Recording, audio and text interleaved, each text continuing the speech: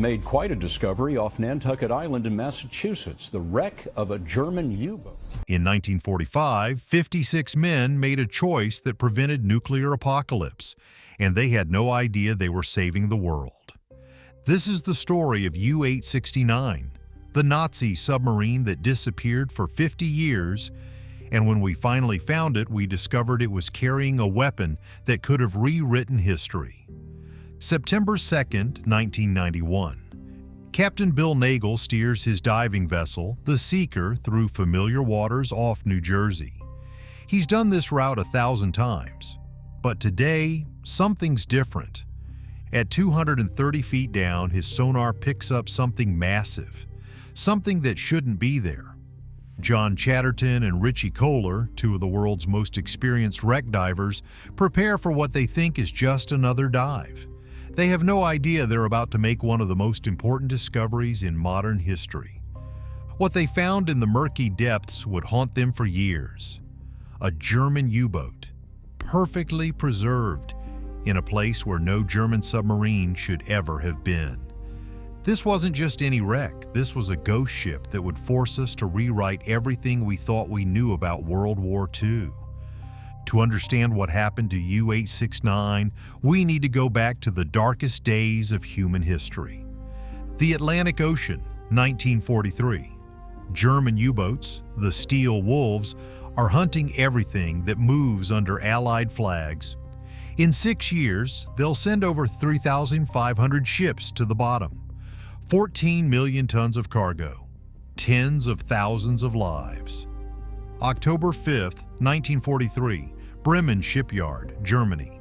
Workers cheer as U-869 slides into the water. She's beautiful, deadly, 253 feet of engineered destruction.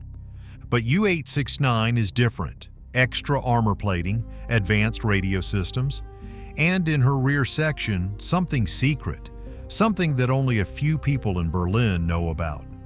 Meet Lieutenant Commander Helmut Neuerberg, 30 years old, ice blue eyes, iron discipline.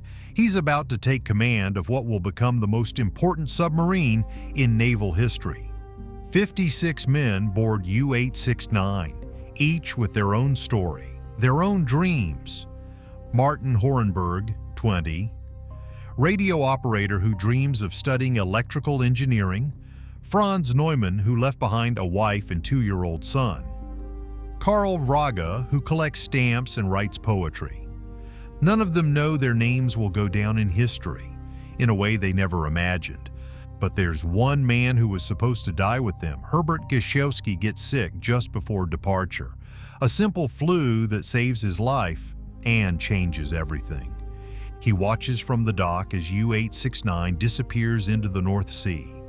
He'll spend the next 54 years believing his friends died as heroes near Gibraltar. He has no idea they're lying 5,000 kilometers away in American waters. December 8th, 1944. The war is almost over. Soviet troops advance from the east. Allied forces have a foothold in France. German cities burn under Allied bombs. U-869 leaves Kristiansand, Norway, on what's officially described as a convoy hunting mission off the American coast. But something's wrong with this picture. A mysterious passenger boards at the last minute. The crew calls him the Doctor, short, balding glasses. Perfect German, but with an accent. He brings a single metal case and completely changes the submarine's mission. Years later, we discover Captain Neuerberg's journal, hidden, water-damaged, nearly unreadable. Until 2025, when revolutionary quantum algorithms finally decoded his words. Our mission goes far beyond normal patrol duty. What the Doctor told me made me rethink everything I thought I knew about the limits of modern science. January 8th, 1945, U-869 sends its final radio message, just coordinates, nothing unusual. Then, silence, complete, total silence. The submarine simply vanishes. February 11th, 1945. USS Howard D. Crowe and USS Coiner patrol waters off New Jersey. Their sonar detects something that shouldn't be there. For hours, they drop depth charges. Explosions shake the water. Oil and debris rise to the surface. Another German submarine destroyed. Case closed. The war ends. U-869 becomes just another line in a massive list of losses. Forgotten until 50 years later, when two divers change everything. Back to that dive in 1991. Chatterton and Kohler descend into the abyss. What they see stops their hearts. A massive hole in the center of the hull, catastrophic damage. But this wasn't from depth charges. This was from the inside out. For 6 years, they dive into this underwater tomb. Every descent is a gamble with death. At 230 feet down, one mistake means you never come back up. 3 divers die trying to solve this mystery.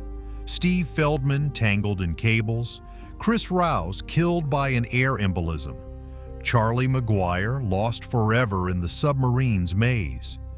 Then in 1995, breakthrough. Chatterton finds a knife in the officers' quarters. Engraved on the handle, Horenberg, Martin Horenberg, the 20-year-old radio operator. According to official records, he died near Gibraltar. But if this is his knife, then where is the real U-869? The mystery just got a lot deeper. 1997. After 6 years of deadly dives, the U.S. Navy finally confirms it. This is U-869, the submarine that was supposed to be 5,000 kilometers away, but this creates more questions than answers. How did a submarine end up so far from where it was supposed to be? Why the radio silence? And what was it doing off the American coast? The evidence tells a chilling story. All torpedo tubes sealed. U-869 never fired a shot. No signs of struggle, no attempt to escape. Something destroyed this submarine instantly, without warning. But here's where it gets strange. In the torpedo compartment, divers find something that shouldn't exist.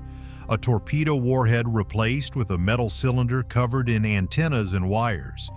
Technology that shouldn't have existed in 1945. Analysis reveals something impossible.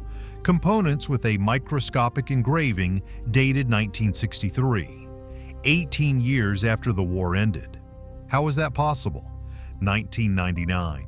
Herbert Gashowski, now 77, is watching television when his world collapses. A documentary about Hitler's lost sub begins. On screen, underwater footage of a familiar submarine. "That's impossible," he whispers, staring at the knife with Horenberg's name, his friend from over 50 years ago. Gashowski reveals crucial details the historians missed. The mysterious doctor, the extra training sessions, the conversations about new weapons and changing the course of the war. The doctor spoke with the captain about new weapons and changing the course of the war. Horenberg joked that we were carrying the secret formula for victory. In 2005, Gashowski dies. His final words haunt everyone who hears them. "Maybe fate wanted me to stay behind and tell their story. Now it's told. Now I can go to them." 2025, Dr. Sarah Mitchell leads an international team with access to revolutionary quantum neural algorithms. They can recover text from microscopic ink traces, decrypt messages instantly, analyze chemical compositions at the molecular level. For months, quantum computers work around the clock, processing terabytes of water-damaged documents from U-869. Slowly, an incredible picture emerges. What they discover will change our understanding of World War II forever. Received secret orders personally from Admiral Dunitz. Our mission could change the outcome of the entire war. Dr. Fisher showed me Wunderwaffe 7, Wonder Weapon number 7. This device could shift the balance of power in the Atlantic. The documents reveal the existence of Operation Nordrobin, Northern Raven, the Third Reich's final desperate plan to turn the tide of war. 11 special submarines, each carrying a Wunderwaffe 7 device. not to sink ships with torpedoes, but to become invisible coordinators of a massive trap. These devices could intercept Allied radio communications from 1,000 kilometers away, learn exact convoy routes, send false orders, create chaos, lead Allied ships directly into waiting German U-boats. According to German strategists, Operation Nordrobin could destroy 70% of Allied transports. That would mean disaster, months of delay, possibly a complete shift in war strategy. And Dr. Fischer, his real name was Dr. Werner Heisenberg Jr., nephew of the famous physicist, lead developer of Wunderwaffe 7, the Reich's top expert in electronic warfare. February 11, 1945, U-869 is detected by American destroyers. Captain Neuerberg faces an impossible choice: try to escape and risk the capture of top-secret technology, or destroy the submarine and protect the secrets of Operation Nordrobin. Detected by anti-submarine forces, device at risk, executing alternate plan. Neuerberg chooses duty. He orders the detonation of Wunderwaffe 7 directly in the torpedo compartment. The explosion tears the submarine in half.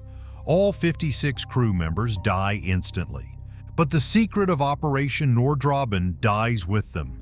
Without U-869 as flagship and coordinator, the entire Nordrobin operation goes blind.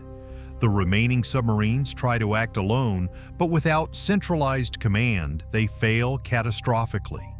Instead of 70% losses, the Allies lose less than 5% of their transports. Modern supercomputers have run the terrifying simulation. What if Operation Nordrobin had succeeded? The Allied invasion would have been delayed by 8 to 12 months. German scientists would have completed atomic weapons. By 1946, the Reich would have had nuclear bombs and the desperation to use them. Hitler would have ordered nuclear strikes on London, Moscow, and New York. The beginning of the first nuclear war in history, 3 years before the world was ready for it. Hundreds of millions dead, entire continents radioactive, human civilization reduced to ruins. All of this was prevented by 56 men who chose death over disgrace. They never knew they were saving the world, but U-869 still keeps its deepest secrets. Components made from materials that didn't exist in the 1940s. Crew members describing identical visitors in white suits who predicted the future with impossible accuracy. Met with colleagues from the future. They warned me about U-869's fate. If we succeed, the world will burn in nuclear fire. Dr. Heisenberg's body was never found. The 3 surviving Nordrobin submarines vanished under mysterious circumstances.